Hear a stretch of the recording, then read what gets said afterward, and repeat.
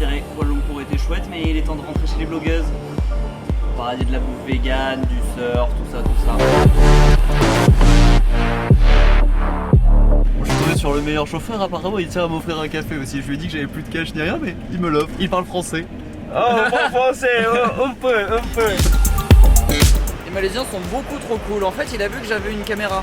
Du coup, il m'a demandé si je savais faire un petit peu des logos ou des dessins ou ce genre de trucs. Je lui ai fait genre 5 images Canva depuis mon téléphone, ça m'a pris 1 minute, il m'a offert un café. C'est délicieux, il est vendu dans des coffee shops de blogueuses, c'est pour ça qu'il en a dans sa voiture parce qu'il fait le tour en même temps qu'il fait taxi et il les dépose. Il est aussi étudiant, il parle français, chinois, et il a envie d'aller à Dubaï. Bref, un bête de gars. Alors, comment on décolle ici?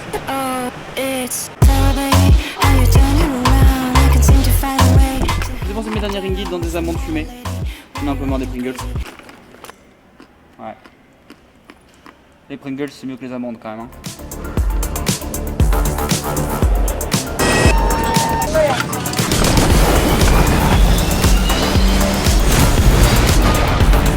Bon, le pilote vient d'annoncer qu'il y avait un volcan en éruption et que du coup on allait changer de route.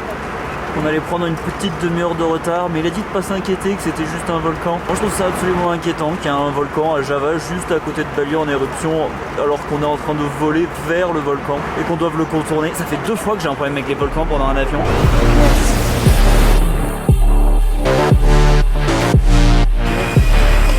On a réussi à atterrir finalement, c'est bien passé, on n'est pas mort dans des volcans. Pour pas se faire arnaquer avec les taxis à la sortie de l'aéroport, vous avez ce stand Grab qui peut sembler une bonne affaire, mais en réalité, si on prend le Grab ici, il coûte 299 000. Ce qui peut sembler une bonne affaire parce que ça fait que 20 €. Mais en fait, il faut passer à côté, continuer là, traverser ce parking, dire non à tous les mecs qui proposent des taxis sur le côté, parce que bon, il faut négocier les prix, c'est relou. Et en plus, ils font jamais le même prix que Grab. Ensuite, il faut sortir du parking par là. C'est en face, en vrai, c'est toujours tout droit, c'est très facile à trouver. Traverser cette route, aller tout au bout de ce truc. Continuer à refuser tous les mecs qui proposent des taxis parce que c'est relou. Continuer jusqu'au bout et ensuite sortir, prendre le virage, toujours dire non au taxi. Continuer dans cette ruelle, passer devant le parking des scouts. En vrai, ça prend 3 minutes à pied et c'est vraiment toujours tout droit, c'est très facile à trouver. Et ensuite, une fois qu'on arrive dans la rue au bout, là déjà il y a encore plein de taxis-motos qui attendent. Et pour une voiture, ça coûte un tiers du prix. J'ai payé 110 000. Et il faut pas avoir peur, ici aussi il y en a tout le temps et tout. Il y a aussi les taxis-motos, ils prennent qu'à partir de là. Si vous préférez prendre une moto ça coûtait 47 000. Mais pour une voiture, du coup, c'est un tiers du prix. Et pour les motos, elles n'existent pas devant, ils viennent pas chercher dans la zone de l'aéroport. Pour payer les taxis, un tiers du prix quand on arrive à Bali. En revanche, si ça demande d'avoir une carte SIM parce qu'il n'y a pas internet ici, alors que dans le terminal il y a internet. Mais ça vaut le coup du coup de prendre une carte SIM qui vous faut, je pense, 200 000. Et du coup, c'est comme si vous avez une carte SIM gratuite au final. Et vous aurez internet pendant longtemps, alors que sinon vous allez juste payer le taxi. Après, en vrai, c'est une astuce assez connue, donc vous avez juste à suivre des gens qui sont en train de le faire. C'est vraiment très facile à faire. Maintenant, je suis censé récupérer mon scooter chez mon loueur, mais malheureusement, il est fermé. Mais il m'a dit d'aller chez lui, qui est apparemment au bout de cette allée. Parfait, ça a marché. Maintenant j'ai une heure de retour. Bien, je suis de retour à Bali. Faut commencer par aller prendre un petit déjeuner dans un café fancy. C'est quoi ce mode là? Oh, mode cinématique, c'est formidable. La mise en pause se fait là où j'appuie.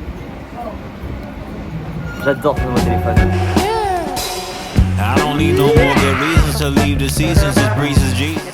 Ouais, c'est pas la vague qui fait le surfeur. Ouais,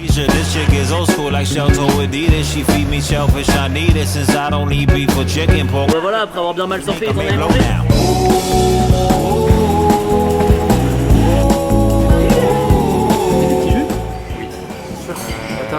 Bref, du coup, après avoir cherché des excuses pour boire des gyros, je suis allé m'étouffer dans du soufre au fond d'un volcan et j'ai pas sorti de vidéo pendant 1000 ans. Mais dans une prochaine vidéo, on me verra au fond du volcan. Et là, je viens de teaser une vidéo pour convaincre de s'abonner. C'est honteux. Faut que je vous trouve un métier.